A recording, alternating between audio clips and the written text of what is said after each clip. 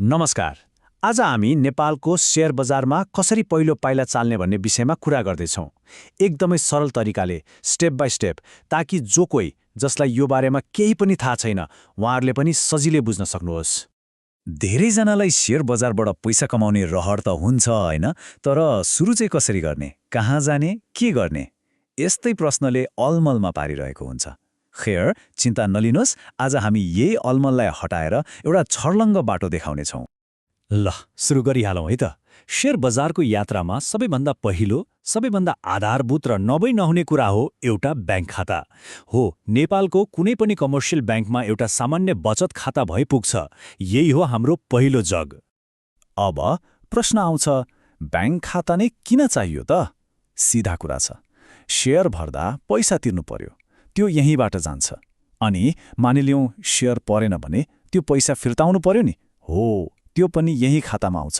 भनेपछि सबै पैसाको कारोबार हुने केन्द्र नै यही खाता हो। अनि खाता खोल्नलाई त्यस्तो गाह्रो पनि छैन। के चाहियो त? एउटा नागरिकताको कपी, 2वटा पासपोर्ट साइजको फोटो, अनि घरको पानी वा बिजुलीको बिल जस्तो केही। बस यति भए पुगिहाल्छ। हेर्नुहोस् त, पहिलो खुड्किलो कति सजिलो रहेछ। ल, ब्याङ्क खाता त भयो, अब दोस्रो खुड्किलोमा लागौँ। यो हो डिम्याट खाता। नाम अलि अप्ठ्यारो सुनेला, तर यो भनेको सिधा भाषामा आफूले किनेको शेयरहरू राख्ने एउटा डिजिटल वालेट हो। हो, ठ्याक्कै एउटा डिजिटल लकर जस्तै सोच्नुस् न। पहिले जस्तो कागजको प्रमाणपत्र बोकेर हिँड्नु पर्दैन। अब आफूलाई बरेको सबै शेयरहरू यही खातामा डिजिटल फर्मेटमा आएर बस्छ।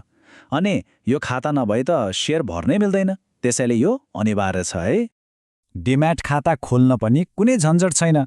जुन ब्याङ्कमा आफ्नो बचत खाता छ नि, प्राय त्यही गएर एउटा सानो फर्म भर्दा हुन्छ। चाहिने कुरा उही हो, नागरिकताको कपी र एउटा फोटो। कति सजिलो।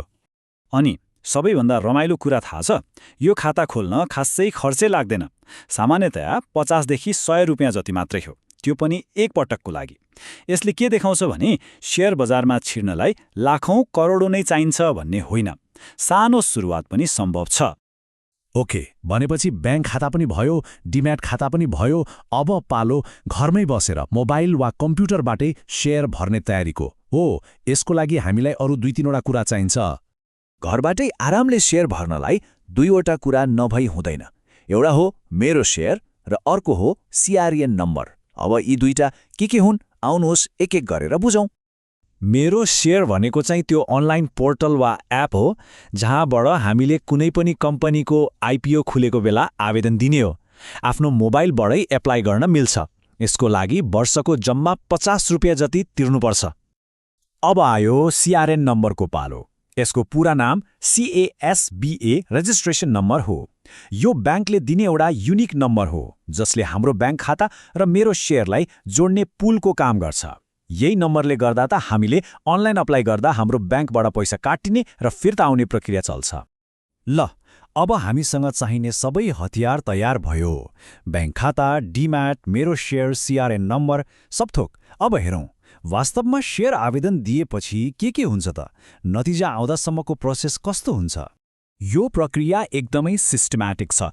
पहिलो स्टेप, हामी मेरो शेयरबाट अप्लाई गर्छौं।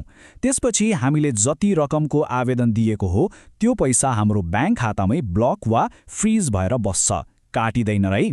केही दिनपछि कम्पनीले शेयर बाँड्छ। अब कि त शेयर पर्छ कि पर्दैन। पर्यो भने शेयर डिम्याट खातामा जान्छ, परेन भने त्यो ब्लक भएको पैसा तुरुन्तै खातामा फिर्ता आउँछ। यहाँ बुझ्नुपर्ने कुरा के हो भने 2वटा मात्रै आउटकम हुन्छ, कि शेयर पर्छ कि पर्दैन। यदि शेयर पर्यो भने जति किताको परेको हो त्यतिको पैसा मात्र खाताबाट काटिन्छ र शेयर डिम्याटमा आउँछ। अनि यदि शेयर परेन भने त्यो ब्लक भएको सबै पैसा 1 रुपियाँ पनि नकटी जस्ताको तस्तै फिर्ता आउँछ। लगानी एकदमै सुरक्षित छ। ल, खाता बनाउनेदेखि आवेदन दिनेसम्मको कुरा त बुझियो, तर यति गरेर मात्रै भयो त? भविष्यमा पनि लगानी गरिरहनलाई केही कुरामा ध्यान दिनुपर्छ कि? हो, एउटा एकदमै महत्त्वपूर्ण कुरा छ। त्यो हो डिम्याट र मेरो शेयर खाता हरेक वर्ष रिन्यू अर्थात् नवीकरण गर्नुपर्छ। यो पनि आफ्नो ब्याङ्कबाटै सजिलै हुन्छ। यो रिन्यू गर्न बिर्सियो भने चाहिँ पछि नयाँ IPO आउँदा आवेदन दिन मिल्दैन। त्यसैले यो कुरामा चाहिँ अलि चनाखो हुनुपर्छ है। त्यसो भए सारमा भन्दा शेयर बजारको यो यात्रा सुरु गर्न चाहिने मुख्य औजारहरू के रहेछन् त? ब्याङ्क खाता, डिम्याट खाता र मेरो शेयर। बस यी 3 चिज भएपछि जो कोही पनि लगानीको लागि तयार भयो। ल, हामीले सुरुदेखि अन्त्यसम्मको सबै प्रक्रिया त बुझ्यौं। अब एउटै प्रश्न बाँकी छ। आफ्नो लगानीको यात्रा सुरु गर्न अब केले रोकिराखेको छ त?